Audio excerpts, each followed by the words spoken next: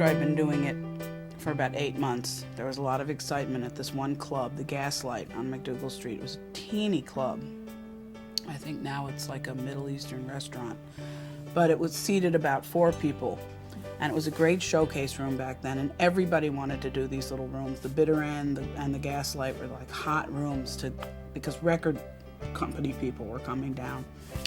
And the big buzz this one night is Bruce Springsteen. This guy, Bruce Springsteen, was going to audition for the venerable John Hammond. And I think some people have probably heard his name in connection with Bob Dylan. He supposedly found Benny Goodman, he found Bessie Smith, he found Billie Holiday. So he was like an icon. And we were all like freaking that he was coming to this club. And the key spot of the night was to go right before or right after Bruce Springsteen. And the guy who was emceeing that particular talent night said, "Don't worry, Phoebe, you're in. I've got you right after Springsteen." I said, okay, So I'm waiting patiently, and the night of the show, the MC, he told me about 20 minutes before Bruce Springsteen went on, "I've had to move you. There's someone that I really need to do a favor for. You can fill in the blanks in your own mind. And she has to go on right after him, so I've got to move you." And I freaked. I was like, "But I want to audition for John Hammond." He goes, "I know, Phoebe, I'll try to keep him here, but I have to do this. I promised someone." I was like, all right. Bruce Springsteen goes on, and my memory of his performance was he played ballads, a few ballads on a piano, and just sang with the piano.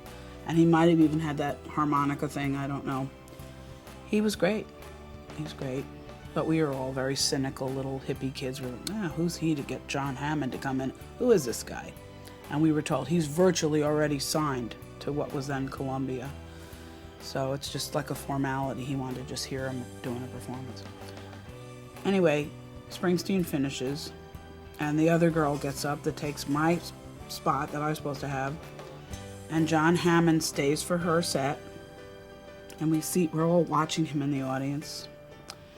And he gets up at the end of her set and he goes, "I got to go to another club." And he's talking to the guy, the MC. And I run over to the table. I was devastated. And John Hammond says, "Is there anybody else that I should see here tonight?" And the MC said, "Well, there's Phoebe here. Phoebe's great." And he looks at me, he goes, "Yeah? Hmm." He says, "Well, I do have to go to this other club and see this other act. I'll try." "When is she going on?" "Oh, and about 3 or 4 other people."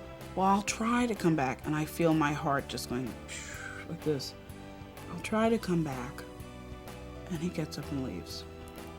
And I follow him out in the street at a safe distance, watch him leave, and burst into tears. And I'm standing on the sidewalk with my guitar strapped to my shoulder, by the way, sobbing. And I'm out there, I don't know how long, and Bruce Springsteen comes out. Just kind of standing around, looking around, and he sees me, and he goes, "What's the matter?"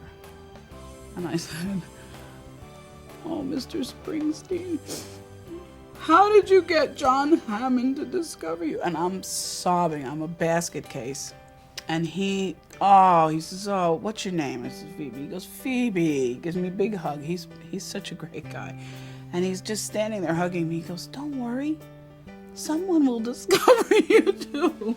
In 1977, I get invited to a huge press event at a gigantic loft somewhere in downtown Manhattan.